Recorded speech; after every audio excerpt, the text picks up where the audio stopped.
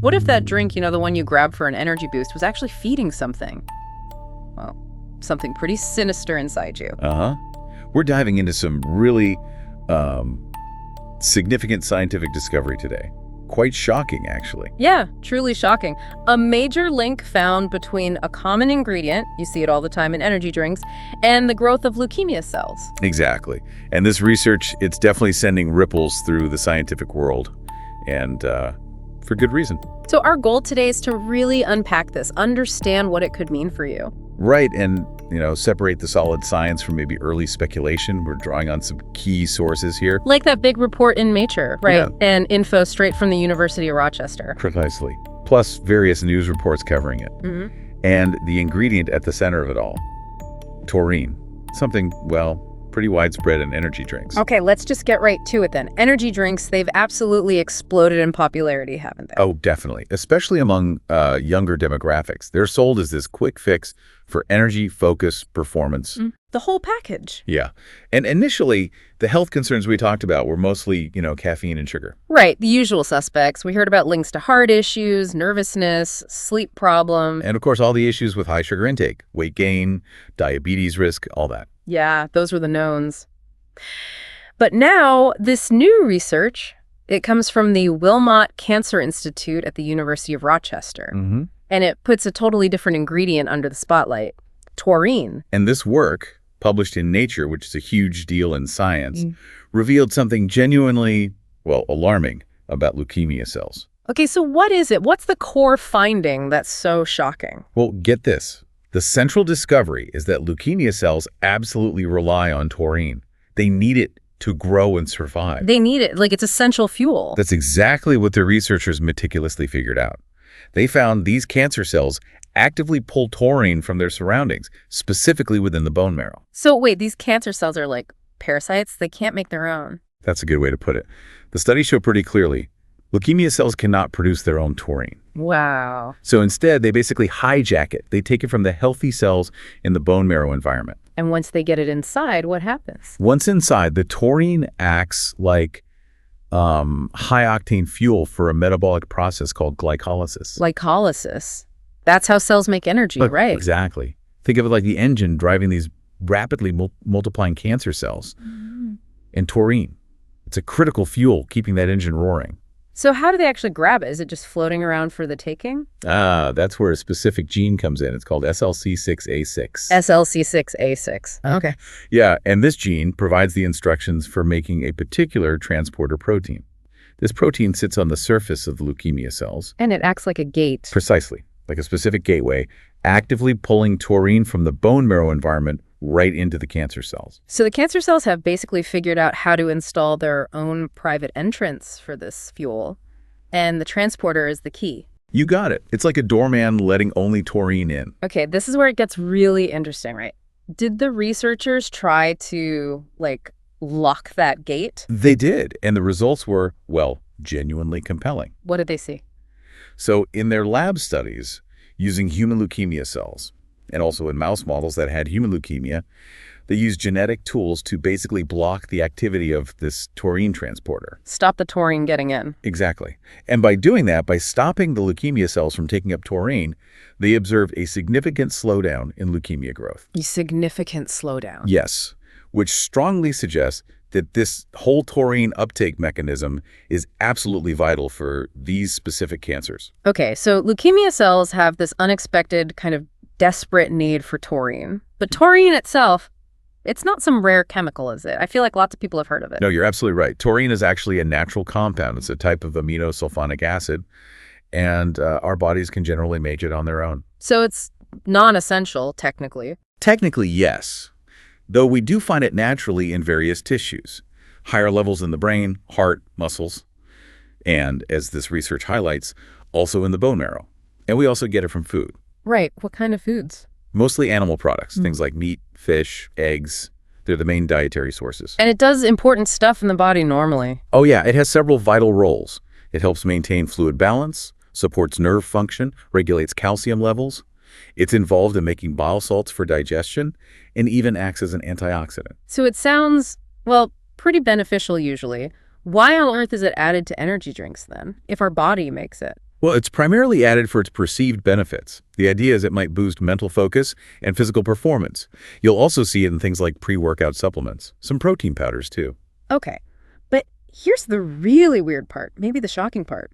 Didn't some previous research suggest taurine might actually help with cancer treatments? That's what's truly fascinating and maybe alarming now. Yes, taurine has been investigated for potential supportive roles in other cancer therapies. Why? Mainly because of its antioxidant properties, and some suggestion it might help reduce side effects from chemotherapy. Wow. That's a complete contradiction, isn't it? Something potentially helpful in some cancers could be actively fueling these specific blood cancers. Exactly, and this really hammers home a key point in nutrition and biology. The effects of a compound can be completely different depending on the context, the specific biological environment, the type of cell, the disease. It all matters. So this study, it was very specific about the type of leukemia, right? Myeloid leukemia? Yes, absolutely. That focus is critical. Myeloid leukemias are a group of pretty aggressive blood cancers that start in the myeloid line of blood stem cells, right there in the bone marrow. And the researchers found this taurine dependence was particularly important for which ones? The study highlighted its importance for several specific types. Acute myeloid leukemia, AML, it's a very fast-growing one. Okay. Also chronic myeloid leukemia, CML, which tends to progress more slowly, and myelodysplastic syndromes, MDS. MDS, those are conditions where the bone marrow isn't making enough healthy cells, right? And they can sometimes turn into leukemia. Correct. So for all these myeloid subtypes, the study suggests taurine uptake is crucial for their growth. And the bone marrow environment itself is central to this whole story. Absolutely central. That microenvironment is where these cancers develop. And the study showed that the healthy cells within that environment are actually producing and providing the taurine that the leukemia cells then snatch up and use. So it's very specific to these blood cancers originating in that location. It's not saying taurine is linked to all cancers everywhere. No, definitely not based on this research. It's a targeted mechanism they have identified for these specific myeloid leukemias in the bone marrow. Okay, let's talk about the elephant in the room. Energy drinks. We know tons of people drink them, especially younger adults, teens. Yeah, global statistics show it's a significant percentage. Regular consumption is common. And many of the big brands, Red Bull, Monster, Rockstar, even Celsius, they contain substantial amounts of taurine, don't they? Like maybe a gram per can or serving. That's right. Often around 1,000 milligrams, which is a gram. That's a key point here. So the potential consequence, frequent consumption of these drinks, could that lead to higher taurine levels overall, including in the bone marrow? That's the concern the research raises.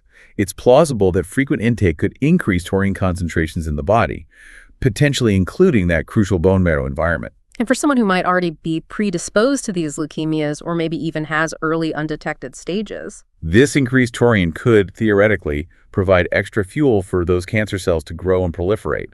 Does thinking about that make you look at those cans differently? it definitely makes you think. But we need to be crystal clear here, don't we? The study does not prove that drinking energy drinks causes leukemia. Absolutely correct. That is a crucial distinction. It doesn't prove causation. What it does is identify a biological mechanism, how these specific leukemia cells use taurine. And it suggests this could be a potential risk factor, something maybe modifiable. Exactly, a potential modifiable risk factor. And it really underscores the need for, well, more awareness and definitely more research into the long-term effects. We need to look at energy drink consumption patterns and leukemia incidences over time. This naturally brings up questions about taurine supplements too, right? People take pure taurine for various reasons. It absolutely does. And Dr. Jane Liesveld, she's one of the oncologists at Wilmot involved in the study. Yeah. She specifically cautioned about taking high-dose taurine supplements, especially for individuals already diagnosed with or perhaps at an increased risk of leukemia. Because the worry is the same, that extra taurine could end up in the bone marrow. And potentially enhance leukemia growth? That's the concern. So what about that conflicting information? The idea that taurine might help with chemo side effects? How do we reconcile that? It's a really complex picture now. These new findings mean we absolutely have to reevaluate the risks versus the potential benefits of supplemental taurine, specifically in the context of leukemia. So the takeaway for patients is Definitely consult your doctor. It is absolutely crucial for anyone with leukemia or even at high risk to talk to their healthcare provider before taking any taurine supplements or making big dietary changes involving taurine. Okay, so what are the overall perspectives from the experts looking at this research? Is it all doom and gloom or is there optimism? There's definitely cautious optimism, particularly about potential therapies. Dr. Jivisha Bajaj, the lead researcher, she's quite enthusiastic about the possibility of targeting this taurine uptake pathway. Developing drugs to block that transporter gate we talked about. Exactly. Developing therapies specifically aimed at that SLC6A6 transporter in myeloid leukemias. And finding out that the bone marrow itself produces taurine was also a really unexpected, significant piece of the puzzle. What are their next steps? Well, they plan to look at actual taurine levels in leukemia patients.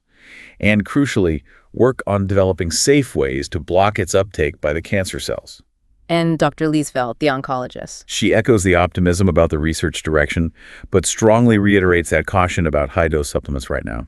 Any other experts weigh in? Dr. Mark Siegel from NYU Langone Health, he wasn't involved in this specific study, but he commented on it, highlighting how this dependence of leukemia cells on external taurine is key, and how blocking that uptake really could be a promising therapeutic strategy down the line. So the consensus sounds like, wow, this is important, potentially game-changing for treatment, but let's be careful about jumping to conclusions about supplements and drinks right now, especially for those at risk. That sums it up pretty well.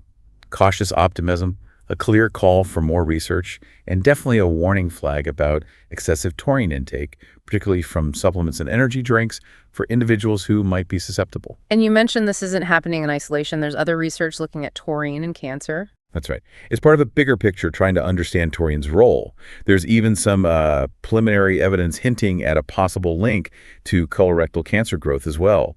Though, again, much more research is needed there. Still, it suggests taurine metabolism might be more involved in cancer biology than we thought. It certainly suggests that. And when you look at the leukemia statistics, it really drives home the importance. What are the numbers? In the U.S. alone, you're looking at roughly 63,000 new cases of leukemia each year, and over 500,000 people living with it. Globally, it's hundreds of thousands of new cases annually. Those numbers are genuinely shocking. It puts finding new approaches into perspective. Absolutely. Which is why identifying this SLC6A6 transporter as a specific target is such a potentially major breakthrough. The idea being you could develop drugs that block just that transporter. Yes. Drugs that could specifically slow down or even halt the disease's progression, hopefully without causing widespread harm to healthy cells that don't rely on that specific transporter in the same way. But that's still some way off. Clinical trials needed. Oh, definitely. Preclinical results in labs and mice are encouraging, but human clinical trials are the absolutely necessary next step to prove safety and effectiveness. And the fact that this research might extend beyond leukemia suggests understanding taurine's role could be fundamental for oncology in general. It really could. It points towards potentially fundamental aspects of cancer metabolism that could lead to broader treatment strategies down the road. Okay, so let's just quickly recap this deep dive. The big headline is this surprising, frankly quite alarming link. Taurine, super common in energy drinks, can act as fuel for certain leukemia cells. Yeah, that's the core. But crucially, we need to reiterate, this research does not prove energy drinks cause leukemia. That link isn't established. Right. But it strongly suggests a potential risk factor, particularly for people who already have or are maybe at higher risk of developing these specific myeloid leukemias.